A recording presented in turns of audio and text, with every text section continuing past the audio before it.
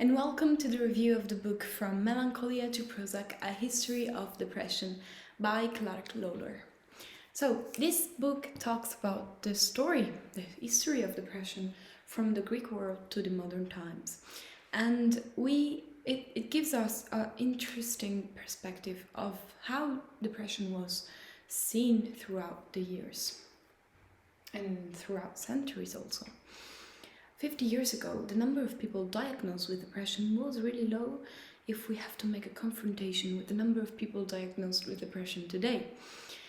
We know today that 1 out of 10 Americans suffers from depression, and this makes us wonder why.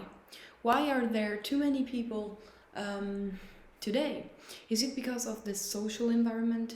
Is it because of how depression is diagnosed today? We will see. The book starts with the story of Dr. Samuel Johnson's life. In his biography, we can understand that many of the symptoms he had are connectable to the fact that he was depressed. One of his famous quote was that life is languished away in the gloom of anxiety. This makes us really understand that he probably suffered from depression. Even though depression wasn't called depression, it was called melancholia or hypochondry or spleen. At that time, the theory behind melancholia was the humorous theory, and it was collected to the fact that probably people suffering from melancholia were people that had too much black bile, an excess of black bile in their body. Of Christianity brought a different perspective in the way we saw depression and melancholia. People suffering from melancholia for Christianity were people always having to fight against the devil in the world, and this caused them depression.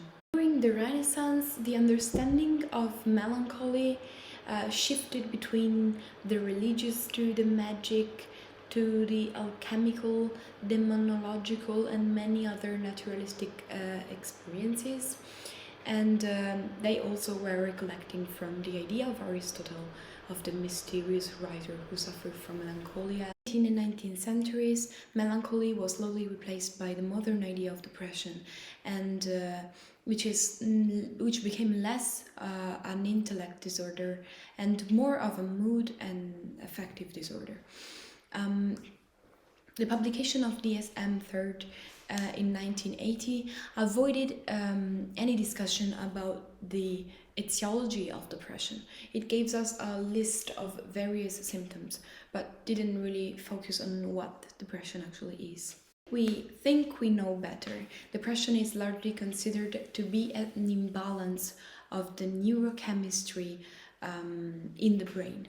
We know today, and Lawlor explains the contemporary view of the neuroepinephrine, the norepinephrine, and serotonin, and having too little causes depression, having too much causes elation.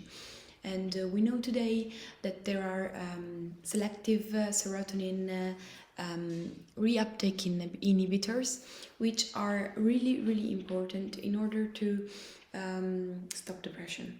SSRIs, they are called, and one of those is Prozac, as we know from the book. Prozac is used worldwide in order to cure depression, and we know today that many people think that Prozac makes a great difference. Actually, it is not entirely true. SSRIs often feel better, but this is actually weird because the number of people whose mood is improved with the help of SSRIs is just slightly above of that of the control groups used in those experiments. And some drugs that actually reduce serotonin levels have the same statistically, they are as effective as the antidepressant, which increase those levels.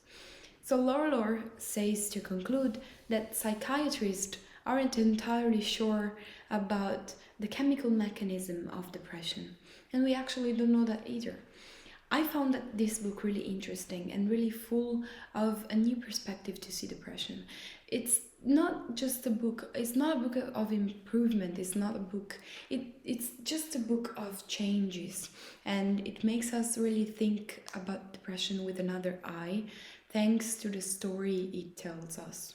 So I would actually suggest this book to everyone who's just a little bit interested in this topic, and I assure you, you will be more interested in this after reading this book.